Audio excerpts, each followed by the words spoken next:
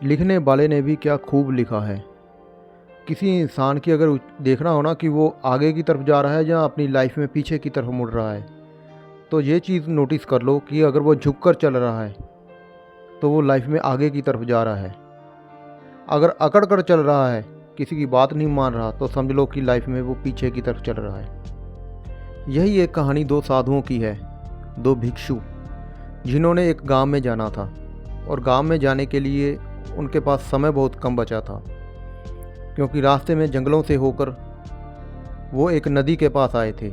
उस नदी को पार कर कर उन्हें दूसरे गांव में जाना था, जहां वहीं पर उनकी मंजिल थी, वहीं पर उनके घर वगैरह बने हुए थे।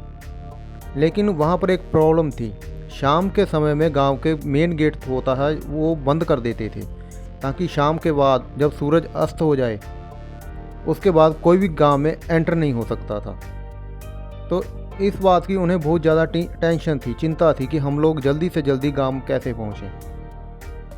नदी पार करनी थी। वहाँ पर एक किश्ती वाला बैठा था।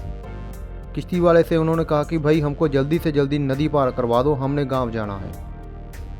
किश्ती वाला उन दोनों को देखकर पहले तो मुस्कुराया, फिर उन्होंने कहा कि चलो मैं तुम दोनों को छोड़ देता हूँ, आप आ जाइए। और वो किश्ती चलाने लग गया।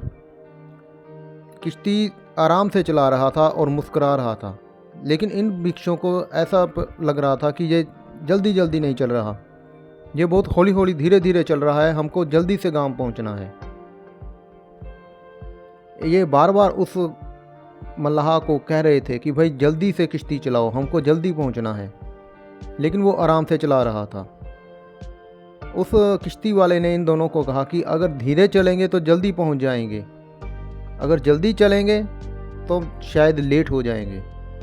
ये बात इन दोनों भिक्षुओं के समझ में आ ही नहीं रही थी कि वो कहना क्या चाहता है, क्योंकि वो मल्लाह किश्ती वाला वहीं का वसनीक था।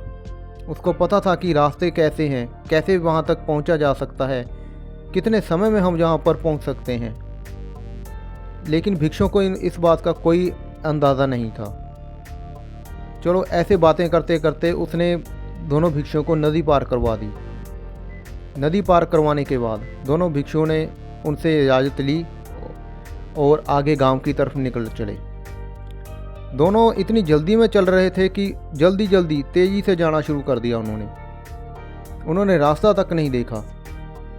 रास्ते में कंकर थे, पत्थर थे और कुछ कंटीली नुकीली झाड़ियाँ वगैरह भी पड़ी हुई थी। एक भिक्षु का तो भाई उस पर पैर अटक गया और वहाँ पर गिर गया। कुछ उस पर झाड़ियाँ झूड़ियाँ नुकीली झाड़ियाँ वगैरह भी लगी और खून वगैरह भी बहने लग गया। तभी उस भिक्षु ने दूसरे भिक्षु को आवाज़ मारी कि भाई मैं तो जहाँ पर गिर गया हूँ, मेरे पैर में चोट लगी है, मैं आगे नहीं जा सकता। ये तो इन दोनों के लिए अब तो बहुत ज़्यादा परेशानी का सबब बन चुका था, क्योंकि नदी पार हो चुकी थी, गांव नज़दीक था, लेकिन चोट लगने की वजह से वो वहाँ तक नहीं जा सकते थे। तभी उन्होंने वापस मुड़ा एक भिक्षु और उसने जाकर मल्लाह से, किश्ती वाले से फिर से बात की कि भाई मेरे दूसरे साथी को पैर में चोट लगी है, अब हम आगे नहीं जा सकते। तो भाई उसने उन दोनों को अपने घर में जगह दे दी और एक रात रुकने के लिए वहाँ पर उनकी व्यवस्था भी कर दी किश्ती वाले ने। तो अभी उन्होंने कहा कि आप कह रहे थे कि जल्दी चलेंगे तो पहुँच नहीं सकेंगे, अगर धीरे जाएंगे तो पहुँच जाएंगे।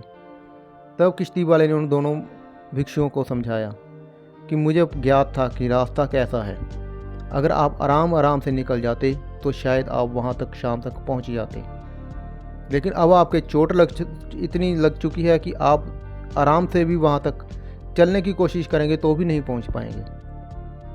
आज रात आप यहीं पर रुक जाइए, सुबह को चले जाना। चलो इन दोनों ने इनकी बात मान ली। अक्सर हमारी ज़िंदगी में भी ऐसा होता है, हम लोग कई बार किसी चीज़ को लेकर इतने ज़्यादा जल्दबाजी कर देते हैं कि हम जल्दी से ये चीज़ मिल जाए, जल्दी से वहाँ पर पहुँच जाएं, जिसकी वजह से कई बार हमको अपना नुकसान ही उठाना पड़ जाता है। हम जल्दी से मारे तो वहाँ तो पहुँच कई बार नहीं भी पाते, लेकिन नुकसान हमारा दुगना हो जाता है।